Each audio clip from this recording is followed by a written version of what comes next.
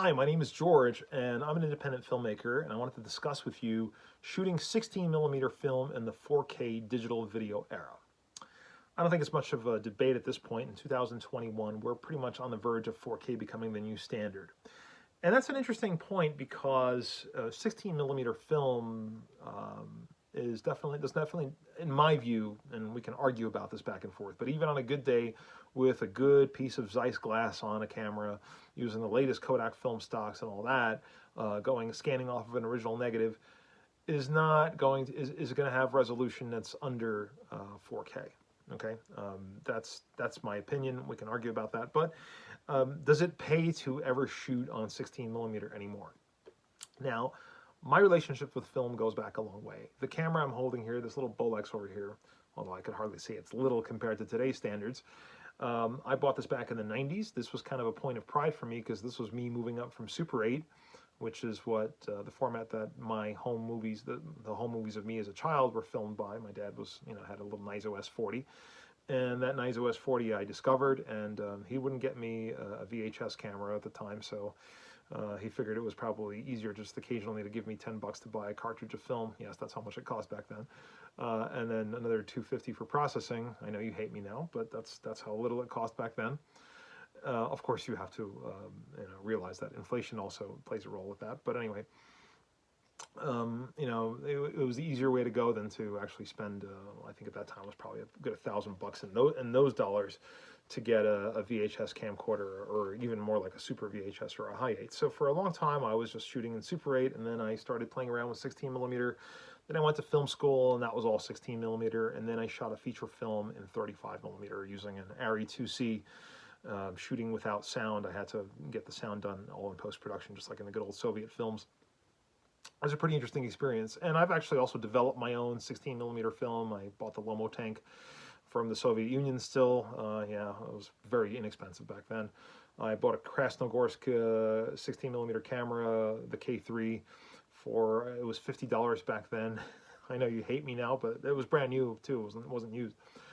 Anyway, so that's the era I grew up in. And back in those days, if you wanted to shoot a serious film, be it a short or a feature film especially, you really had to shoot it on film. And 16mm was the gateway drug, so to speak, that got you in.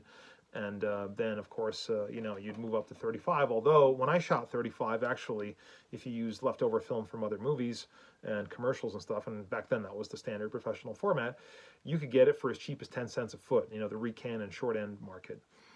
That's gone now, unfortunately, so you're stuck paying Kodak retail for it. But, you can actually get it to cost the same as buying new 16mm film. So I actually shot on 35 for that reason.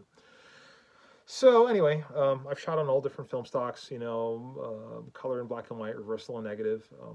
I've checked off all 4 of those boxes. And I still have some 16mm film left over from almost those days. This is probably at least 15 to 20 years old. Last short film I shot with this camera, I shot in black and white, and the spring motor actually broke down on this camera. Still have an electric motor that works, and you can actually wind this thing too, believe it or not. So this is a cool little beast that will operate without electricity. Isn't that nice? How many HD cameras can do that these days? You tell me. So I'm working on a project right now, and I was wondering, is it worth it for me to actually use up all the rest of this 16mm film that I have, or maybe even go on eBay and get another camera and just have fun with it and shoot some shots for my film? Now, my film is a feature-length project, so I definitely will not be able to shoot all of it on 16mm. That would be prohibitively expensive for me. But just to shoot a couple of scenes maybe on 16 might be a cool idea. But that kind of led me to the greater debate about 16mm in this era, because I'll be honest, I have a hard time, as someone who's shot a lot of film, I have a hard time making the argument for shooting anything in 16mm today from any standpoint other than a standpoint of an experience, I'll say. And I think when I looked and researched and again, I'm not going to be doing comparison shots between 16 and HD. There's so much of that out there, and there's so many people who spent lots of money shooting on 16mm, so you can see the difference between 16 and HD and other formats, whatever, some of them compared it to Super 8. just go out there and do a good search on YouTube and see what's out there. There's plenty of footage, and you'll get different lighting situations and all of that, and film stocks and everything. So you'll have a much better representation than I could ever give you in a short presentation. And it's not the point of what I want to do here anyway. What I want to discuss here is just some of my observations. And I noticed that one of the things that I've noticed is that the vast majority, it seems, of people who are out there talking about shooting, you know, this whole retro analog thing, shooting, which I, by the way, love, shooting 16 millimeter, are people who, as is apparent by their age, if you'll pardon me, are not likely to have have grown up in the same time period where 16 millimeter, 35, whatever film was the standard kind of production format for independent filmmakers. I've noticed that these people are people who, like, you know, a lot of them are people that are in their 20s, in their late 20s, maybe early 30s, and that's already that transitional era into digital. So, a lot of these people just openly will say, I've never shot film before, isn't this cool? And some of these people are in Europe too. I don't even know how they get the money to, you know, whether they have to ship their film to another country to get it developed. I think so, because, you know, I live in New York, so it was pretty easy for me to get my film developed back when I was shooting it. I just had to go to the city and dump all my film off at the lab, and I had a choice of which lab to use too, believe it or not. So, you know, so shooting on film was, you know, was much easier for me and than it would be even now. Now there's fewer labs. Kodak still sells the film, of course, at quite a price, and I've priced out that roughly it's pretty much looking to get your film, to buy the film, to get it processed, and then transfer it to, let's say, 2K, which is now kind of the standard. You're looking at about $40 to $50 a minute, which is, wow, that's a lot of money. Not that film was ever cheap, but that's even more expensive, although, again, we have to take inflation into account as well. But even when you do, it's still more expensive. Maybe you're getting more now because you're getting it scanned to high definition, whereas I was getting it transferred to standard definition. And I still never forget the lab guy yelling at me because I kept asking him to transfer it to mini DV as opposed to one of the other bigger formats. And he's like, we're a pro house. We don't transfer it to prosumer formats, blah, blah, blah. Anyway, well, at the end of the day, he wanted my business and he shut up. But it was very interesting.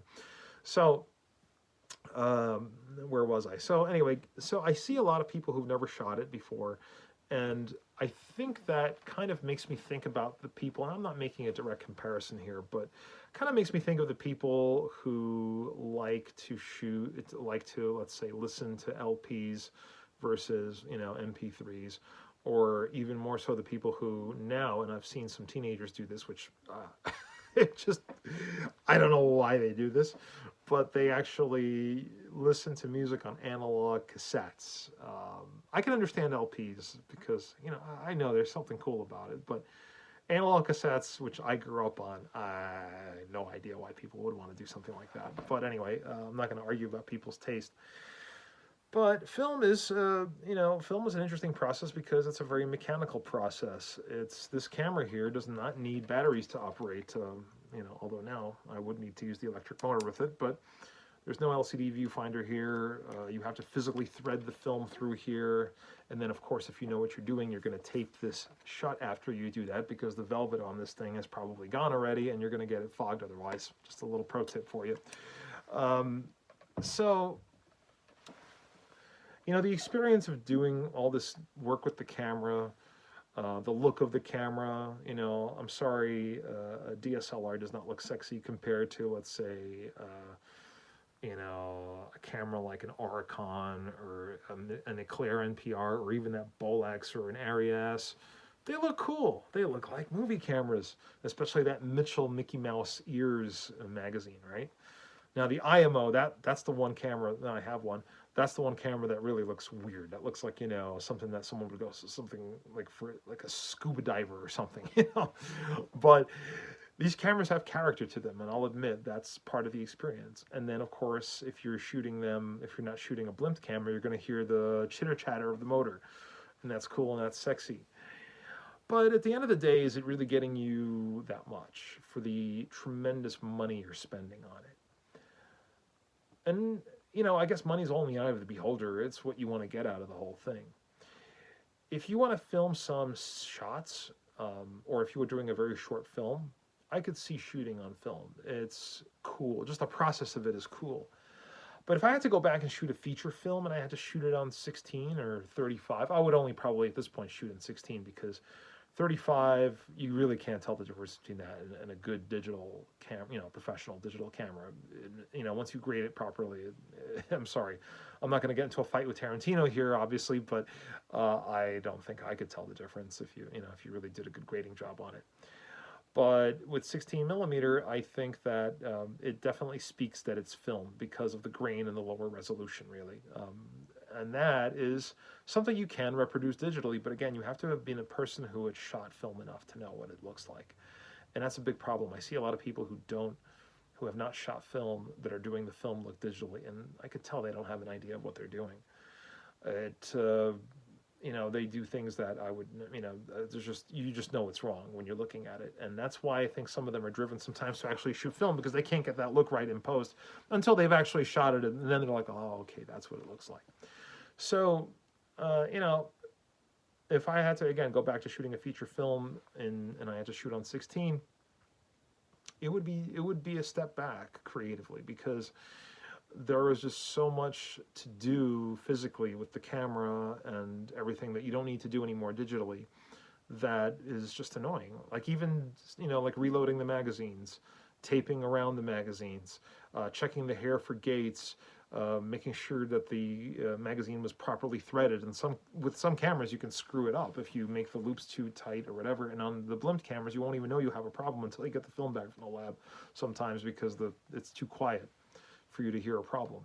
So there were a lot of issues you had to deal with. And, it's assuming you know how to expose the film, which I do. Use a light meter and all that good stuff, and take all your proper precautions about not fogging the film by accident when you're reloading it and everything else.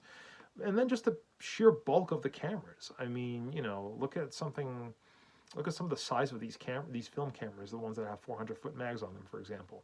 Even, okay, I mean, I'm not saying the Bolex is really that big. This is actually, back in the day, considered to be like almost a pocket camera, But this thing still weighs. It'll get your arm tired. You can't put it on any of the new stabilizers. And I understand that might be part of the whole aesthetic, is that you're not using a stabilizer. You're giving it that gritty handheld look. But you can also do that with a DSLR. You don't need to put a DSLR on a stabilizer. There's not a law that says that you need to do that. Sometimes I do think that should be a law, but anyway, that's another story. Anyway, but so my thinking is that if you've shot enough film and you know what it looks like, you can get that look digitally, and I don't think anybody would really know the difference. I don't think, it's not even 9 out of 10 people wouldn't know. I think it's 99 people out of 100 would never be able to call you on it. That's my opinion. I have no way of really testing that in real life, but I do have a pretty discriminating eye, and in my view, as an audience, I can enjoy something very well if it's made to look like film. I don't think I'm going to pick up that you're lying to me if you know what you're doing on that, and when you're grading your film, when your footage. That's just my opinion. Feel free to disagree with me, but I'm still not decided whether I actually want to go and blow this film that I have. I may want to do it. So. Just maybe even as my way of saying goodbye to 16 millimeter, because it's just like a nostalgia thing for me. I grew up shooting it. I want my film to look like it was shot on 16 millimeter, even though I'm not going to be shooting the bulk of it on 16.